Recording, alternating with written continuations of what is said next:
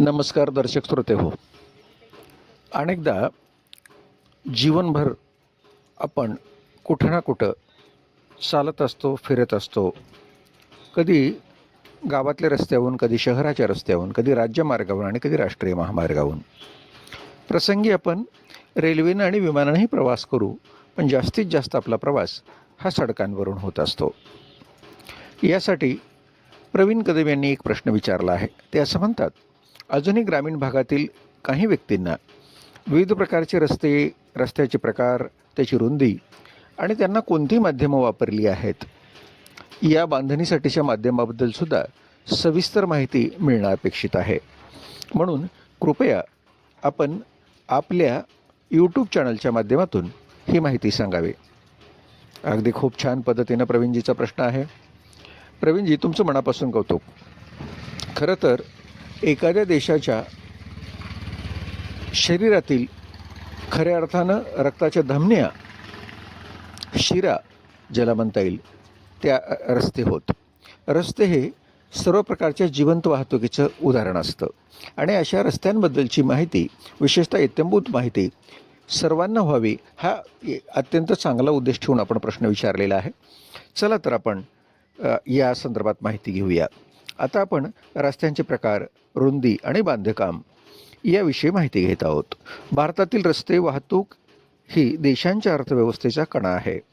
रस्त्याचे वर्गीकरण त्यांच्या महत्त्वावर, वाहतुकीच्या घनतेवर आणि प्रशासकीय नियंत्रणावर आधारित केले जाते. प्रत्येक प्रकारच्या रस्त्यासाठी निश्चित केलेली मानक रुंदी आणि बांधकामाचे माध्यम खालीलप्रमाणे किंवा पुढीलप्रमाणे आहे. सर्वप्रथम गावातील रस्ते, ज्याला रुरल व्हिलेज रोड्स असं म्हणतात. ग्रामीण भागातील रस्ते हे लहान वाड्या, गावे, पाडे यांना मुख्य बाजारपेठांशी आणि इतर रस्त्यांशी जोडतात. अशा रस्त्यांची रुंदी ही एकल लेन असल्यानंतर सिंगल लेनमध्ये साधारणपणे 3.75 मीटर ते 4 मीटर रुंदी असते.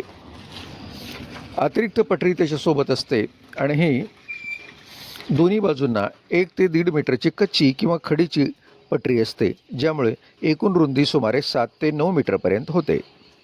यासाठी बांधकामाचं जे माध्यम आहे, पूर्वी हे रस्ते पूर्णपणे मातीचे किंवा साध्या खडीचे असत. आता मात्र सध्या पंतप्रधान ग्रामसडक योजना अंतर्गत हे रस्ते डांबर किंवा सिमेंट कॉन्क्रीट वापरून पक्के बनवले जातात. यात सहसा पाण्याचा निचरा होण्यासाठी बाजूला गटारे उपलब्ध असतात. दुसरा रस्त्याचा प्रकार आहे शहरांचे रस्ते, अर्बन किंवा सिटी रोड्स. शहरांतर्गत स्थानिक वाहतूक सुरळीत चालण्यासाठी शहरी रस्त्यांची रचना केली जाते. यात रहिवासी भागातील रस्ते, मुख्य व्यापारी रस्ते आणि बाह्य वळण रस्ते, ज्याला रिंग रोड्स म्हणतो, यांचा समावेश होतो. रस्त्याच्या रुंदीचा विचार करता गल्ली किंवा अंतर्गत रस्त्यांच्या बाबतीमध्ये म्हणजे रेसिडेंटल स्ट्रीट्समध्ये 7 मीटर ते 10 मीटर दोन्ही बाजूने वाहने जाण्यासाठी असतात. मुख्य शहरे किंवा धमनी रस्ते, ज्याला आर्टेरियल रोड्स असं म्हणतात, तर ते 12 मीटर ते 30 मीटर किंवा त्याहून अधिक बहुमार्गिका किंवा मल्टीलेन असतात. यात पदपथ आणि दुभाजक समाविष्ट असतात. यासाठी बांधकामाचं जे माध्यम आहे ते शहरी रस्ते प्रामुख्याने डांबरीकरण किंवा मजबूत सिमेंट कॉन्क्रीटद्वारे बनवले जातात. शहरी भागात पावसाच्या पाण्याचा योग्य निचरा होण्यासाठी दोन्ही बाजूंना भूमिगत RCC गटारे आणि पादचाऱ्यांसाठी पेव्हर ब्लॉकचे पदपथ असतात. तिसरा आणि मुख्य प्रकार आहे राज्यमार्ग, स्टेट हायवे, ज्याला SH असं शॉर्टमध्ये म्हटलं जातं. राज्यमार्ग हे राज्यांतर्गत महत्त्वाच्या शहरांना, जिल्ह्यांच्या मुख्यालयांना आणि राष्ट्रीय महामार्गांना जोडणारे प्रमुख रस्ते असतात. या रस्त्याच्या रुंदीचा विचार केला तर 2 लेन रस्त्यामध्ये 2 लेनमध्ये 7 मीटर डांबरी भाग आणि दोन्ही बाजूंना प्रत्येकी 1.5 ते 2 मीटरची रुंद पटरी, शोल्डर्स ज्याला म्हणता येईल, ज्यामुळे एकूण रुंदी 10 ते 12 मीटर होते. विकसित राज्यमार्गामध्ये, ज्याला अपग्रेडेड SH असं म्हटलं जातं, स्टेट हायवे, वाढत्या वाहतुकीनुसार अनेक राज्यमार्ग 4 लेन किंवा त्याहून अधिक रुंद 15 ते 24 मीटरचे बनवले जातात, ज्यात मध्ये दुभाजकसुद्धा असतो. बांधकामाच्या माध्यमाचा विचार करता हे सर्व रस्ते उच्च दर्जाच्या डांबर मिश्रणाने आणि किंवा जड वाहनांना भार सहन करण्यासाठी रिजिड कॉन्क्रीटद्वारे CC द्वारे बनवले जातात. रस्त्याची पायाभरणी मजबूत करण्यासाठी मोठ्या प्रमाणावर क्रश्ड स्टोन वापरले जाते.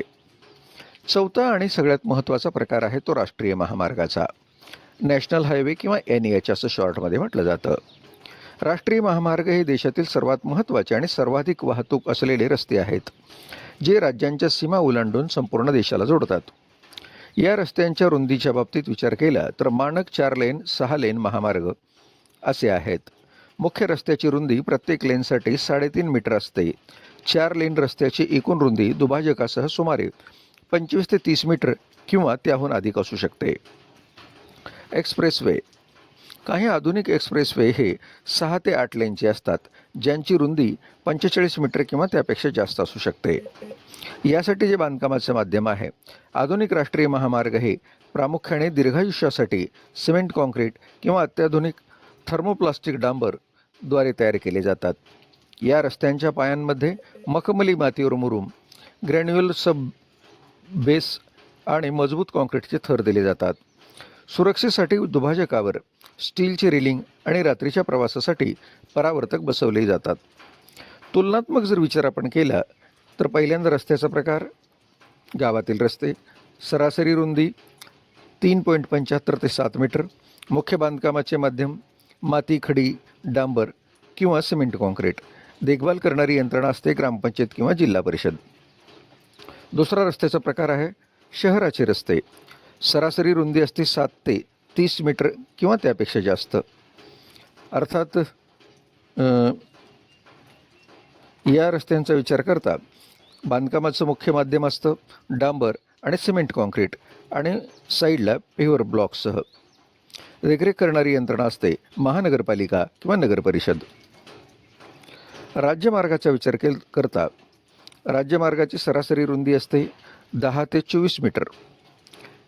बांधकामाचं माध्यम असतं उच्च दर्जाचे डांबर किंवा सिमेंट कॉन्क्रीट आणि देखरेख करणारी यंत्रणा असते राज्य सरकार, ज्याला आपण PWD असं म्हणतो.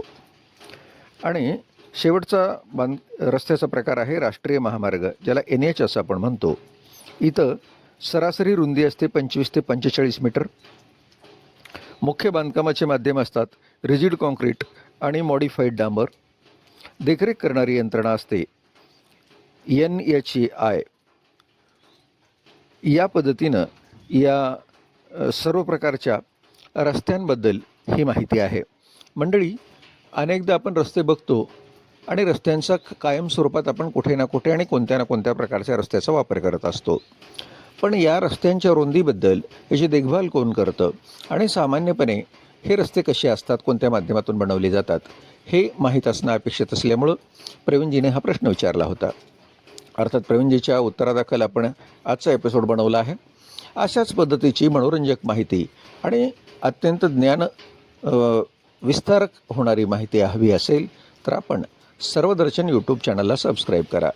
सर्वदर्शन लिहित असताना SARVDARSHAN सर्वदर्शन टाईप करा आणि यूट्यूब विंडोवर तुम्ही निळ्या गोलमध्ये सर्वदर्शन यूट्यूब चॅनल हा सिम्बॉल येतो का पहा.